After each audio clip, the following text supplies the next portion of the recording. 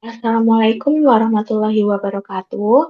Izin memperkenalkan diri, saya Nadia Arifah Rahmah, NIM 2402021020519 dari program studi S1 PJJ Manajemen kelas MJ202. Pada kesempatan kali ini, saya akan memaparkan mengenai produk atau jasa dari bank dan lembaga keuangan yang kekinian. Untuk yang pertama adalah neobank. Neobank merupakan salah satu produk dari lembaga keuangan yang beroperasi sepenuhnya secara digital tanpa memiliki kantor fisik. Seluruh layanan perbankan disediakan melalui aplikasi pada ponsel pintar atau situs web. Hal ini dapat memungkinkan nasabah untuk mengakses layanan kapan saja dan di mana saja. Adapun ciri khas dari neobank yang pertama adalah tanpa kantor cabang fisik. Neobank tidak memiliki kantor cabang seperti bank konvensional pada umumnya. Seluruh layanan disediakan secara online melalui aplikasi atau situs web.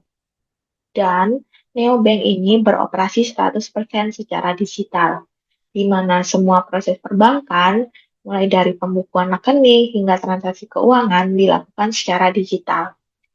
Kemudian yang kedua ada fokus pada kemudahan pengguna dan teknologi. Neobank mengutamakan pengalaman pengguna yang mudah dan intuitif, didukung oleh teknologi terkini. Kemudian yang terakhir adalah proses yang cepat, efisien, dan lebih hemat biaya. Dengan sistem digital, proses perbankan menjadi lebih cepat dan efisien dibanding dengan bank tradisional. Operasional digital juga memungkinkan neobank untuk mengurangi biaya operasional dengan cara mungkin biaya layanan yang lebih rendah atau bahkan gratis.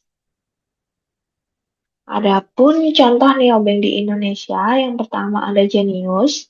Ini merupakan produk dari Bank BTPN yang diluncurkan pada tahun 2016. Kemudian Bank Jago, produk dari PT Bank Jago Tbk yang diluncurkan pada tahun 2021.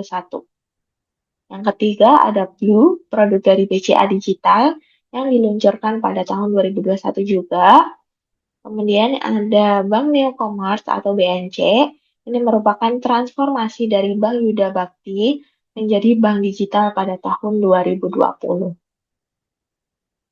Adapun manfaat neobank bagi nasabah yang pertama adalah akses yang mudah. Karena nasabah dapat membuka rekening, melakukan transfer, dan membayar tagihan kapan saja melalui ponsel pintar. Kemudian efisiensi waktu, di mana nasabah tidak perlu mengantri di kantor cabang.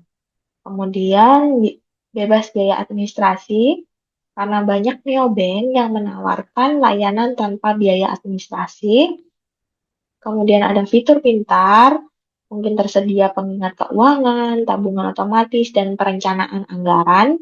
Dan yang terakhir terkait dengan keamanan, karena di neobank ini menggunakan autentikasi biometrik, inskripsi data, dan notifikasi transaksi secara real-time.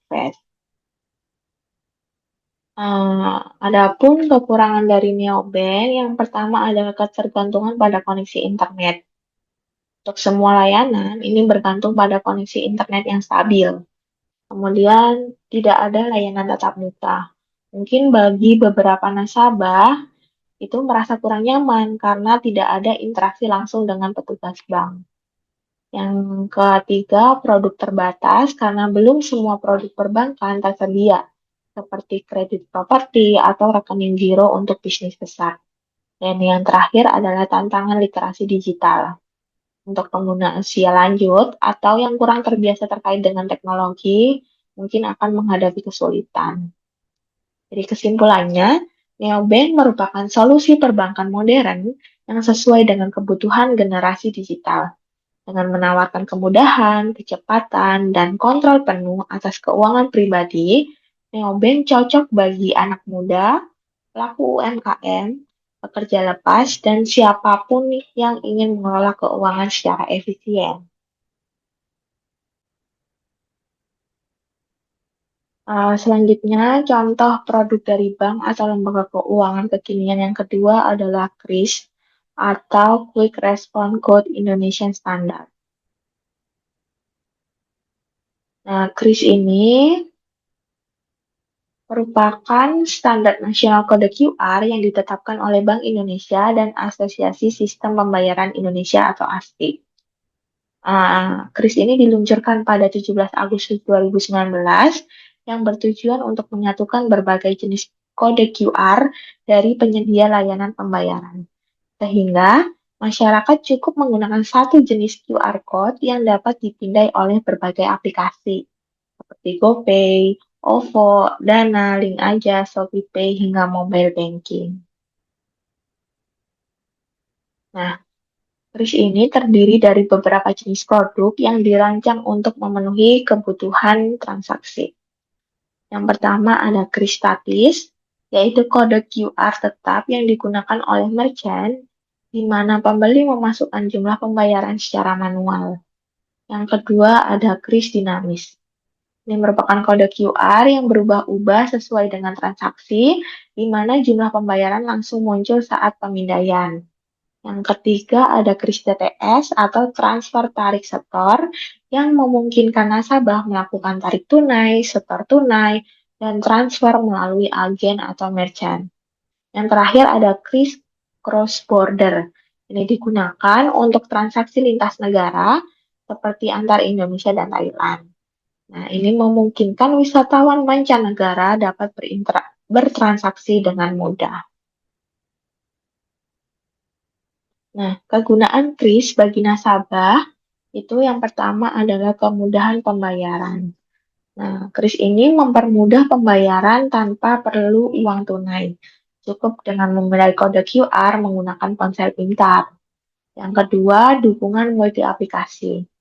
Mendukung berbagai aplikasi pembayaran hanya dengan satu kode QR, sehingga tidak perlu memiliki banyak aplikasi. Yang ketiga, transaksi cepat dan aman. Transaksi menjadi lebih cepat, efisien, dan aman dengan proses yang berlangsung dalam hitungan detik. Kemudian ada pencatatan otomatis, di mana bukti pembayaran tercatat secara otomatis, memudahkan pelacakan dan pengelolaan keuangan secara pribadi. Nah, kris ini juga memiliki kelebihan. Yang pertama adalah universal, jadi dapat digunakan di mana saja yang menerima kris, baik di dalam maupun luar negeri. Yang kedua, praktis, cukup memindai kode tanpa membawa uang tunai atau kartu dan memudahkan transaksi sehari-hari. Yang ketiga, hemat biaya, karena tidak dikenakan biaya tambahan bagi konsumen sehingga lebih ekonomis. Dan yang terakhir adalah mendorong digitalisasi UMKM. Mendorong digitalisasi UMKM dan transaksi yang tercatat secara digital meningkatkan inklusi keuangan.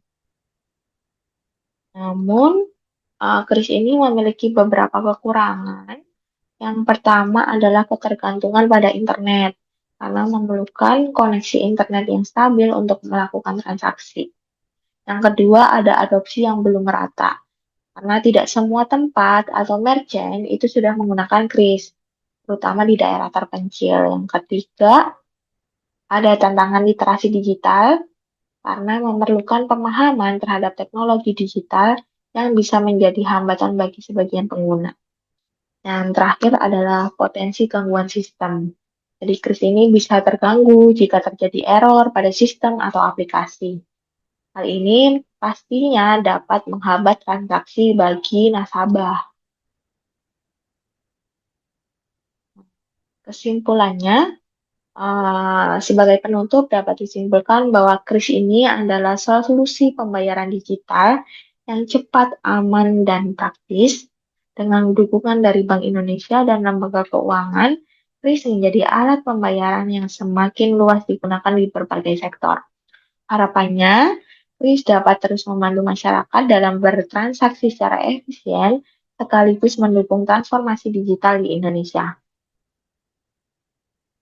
Mungkin demikian yang dapat saya sampaikan. Terima kasih. Wassalamualaikum warahmatullahi wabarakatuh.